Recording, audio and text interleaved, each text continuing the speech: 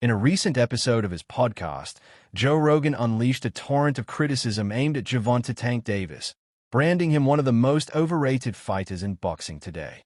Rogan's comments weren't merely about Davis' skills but centered largely on his resume, which he argues does not reflect the caliber of a true champion.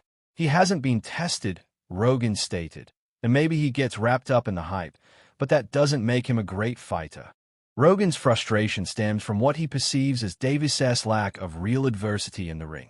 He believes that true champions prove their dominance, especially in tough moments, and taking a knee, something Davis did in his fight against Lamont Roach, contradicts that. A champion doesn't take a knee, Rogan insisted. You can't be a championship fighter and put on those types of performances.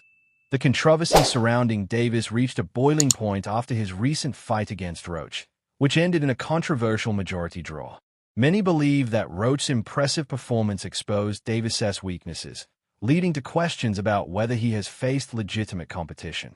Rogan emphasized this point, saying, "Look, it wasn't a legit knockdown. He hurt Tank, but what are you doing putting grease in your hair before a fight? That's crazy." Rogan's remarks reflect a growing sentiment among boxing analysts and fans that Davis' team has carefully curated his fights, ensuring he faces opponents who pose minimal risk. It's all about the resume, Rogan argued, noting that Davis has avoided matchups with top-tier fighters like Shakur Stevenson, Devin Haney, and Teofimo Lopez.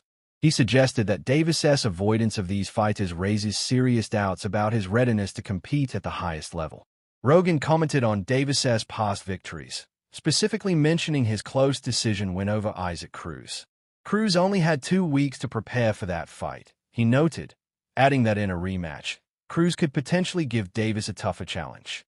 If Tank's not perfect for those 12 rounds, I think Pitbull Cruz wins, Rogan stated, indicating that Davis' skill set may not be enough to guarantee him victories against more prepared and motivated opponents.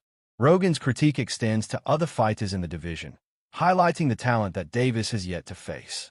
He pointed to Devin Haney as someone who possesses the complete package: defensive skills, offensive prowess, and a strong presence at 140 pounds. Tank Davis is not Lomachenko, Rogan remarked, implying that Haney would likely dominate Davis in a matchup. The podcast episode also addressed the politics of boxing, with Rogan expressing concerns about how promotional decisions often overshadow actual skill in determining outcomes.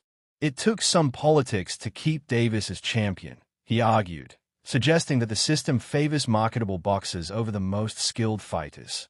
Rogan lamented the state of boxing, stating, "There's no more art anymore. It's just about generating money." Another point of contention was Davis' performance during his last fight, where he appeared to struggle against Roach, a fighter moving up in weight. If he can't handle Lamont Roach, how would he fare against elite competition? Rogan questioned, emphasizing that such performances should raise red flags about Davis' abilities. As the rematch between Davis and Roach is set for June 21st in Las Vegas, the boxing community is buzzing with anticipation. Rogan believes that this fight is crucial for both fighters. Roach deserves this rematch, he stated, arguing that Roach outboxed Davis in their first encounter. If that knockdown had been scored, it would have been a decision for Roach. In closing, Rogan's passionate denunciation of Davis reflects broader concerns about the future of boxing, particularly regarding how talent is evaluated and rewarded in an era increasingly driven by marketability. If Tank wants to be great, Rogan concluded, he's going to have to step up and fight real competition. As fans await the rematch, the question lingers: will Davis rise to the occasion, or will the criticisms continue to haunt him?